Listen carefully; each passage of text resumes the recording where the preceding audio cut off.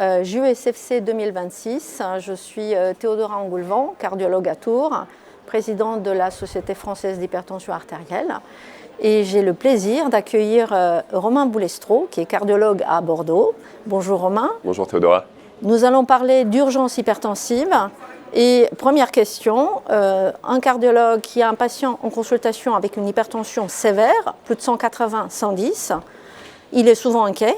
Et donc la première question, c'est quand peut-il laisser rentrer le patient à domicile ? Merci Théodora, c'est vrai que c'est une situation qui peut mettre un peu en difficulté. Il y a 3 éléments importants à regarder, c'est le patient, les caractéristiques de son hypertension artérielle et les données paracliniques et cliniques qu'on a à disposition. Le patient, si on le connaît bien et qu'il a toujours une hypertension artérielle blouse blanche élevée, par exemple, on ne va pas du tout être inquiet. Donc ça, c'est un élément important. Si le profil du patient est rassurant, un homme jeune à bas risque cardiovasculaire qui est très stressé pour des raisons, ça aussi, ça va être rassurant. Par contre, si c'est un patient qu'on ne connaît pas et qui a les éléments suivants, précarité socio-économique, peau noire, peu observant, là, on va être plus inquiet. Encore plus s'il a des symptômes récents, inhabituels, qui ne se sent pas bien, céphalée, perte de poids, polyuropolydipsie, là on va s'inquiéter et ne pas forcément laisser rentrer le patient. Les caractéristiques de son hypertension artérielle, bien sûr, si elle se normalise très vite au repos, la question ne se pose pas. Mais si elle est persistante, élevée après plusieurs contrôles, inhabituelle pour le patient et à nouveau symptomatique, là on sera inquiet. Dernier élément, la clinique et la paraclinique. Au cabinet, on a l'examen clinique.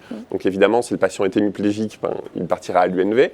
Mais si l'examen clinique est normal, on sera un petit peu plus rassuré. Et en paraclinique, au cabinet, on aura l'ECG et l'échocardiographie. Une grosse hypertrophie ventriculaire gauche doit nous inquiéter. Évidemment, l'OAP, le SCA, personne ne ratera parmi nous, mais l'hypertrophie ventriculaire gauche asymptomatique, ça doit nous inquiéter. Et ensuite, la question au cabinet, c'est est-ce qu'on va plus loin et est-ce qu'on pousse pour un bilan biologique ? Est-ce que c'est aux urgences ? Est-ce que c'est en ville ? Comment on fait ? Justement, la deuxième question, ce bilan, quel serait ce bilan et dans quel délai surtout il faut l'organiser et le suivi du patient ? Alors ça, c'est aussi évidemment une excellente question. Globalement, la situation elle est assez facile. Soit le patient il a un infarctus, un OAP, une dissection, vous l'envoyez tout de suite aux urgences. Soit vous le connaissez, il va très bien et vous le renvoyez à la maison parce que vous le connaissez. Et entre les deux, quand est-ce qu'on fait le bilan ?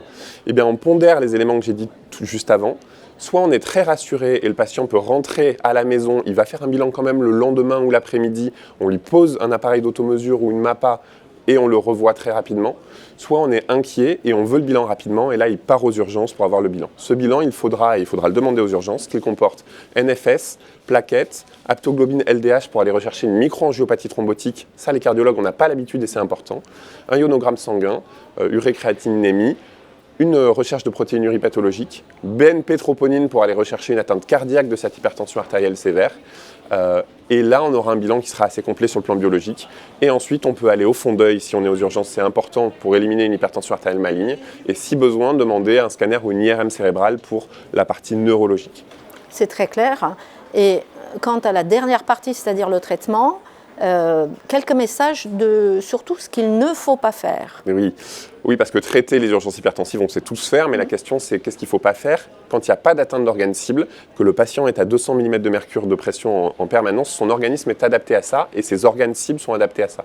Il ne faut surtout pas baisser brutalement la pression artérielle parce qu'on va entraîner une ischémie cardiaque, rénale, cérébrale et ça c'est très bien décrit. Et donc surtout pas de traitement antihypertenseur IV, brutalement aux urgences s'il n'y a pas d'atteinte d'organes cible, mais ça c'est moins notre partie, et surtout pas de nicardipine 20 mg, ces traitements à demi-vie courte qui peuvent faire chuter brutalement la pression artérielle, et il a été rapporté des infarctus ou des AVC dans ce contexte-là, donc il vaut mieux éviter, et si on veut donner un traitement, c'est une demi-vie longue.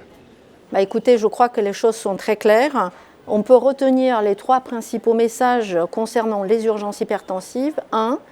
Bien prendre en compte le profil du patient, le profil de l'hypertension artérielle et les données cliniques et paracliniques qu'on a à nos dispositions à la consultation. 2. Bien penser les délais de suivi de ce patient qu'on aura laissé rentrer chez lui pour faire son bilan biologique et surtout pour le revoir et prendre en charge son hypertension. Et 3. Surtout pas utiliser d'antihypertenseurs à demi-vie courte qui peuvent faire baisser la pression artérielle très rapidement et provoquer des accidents. Merci Romain. Merci Théodora.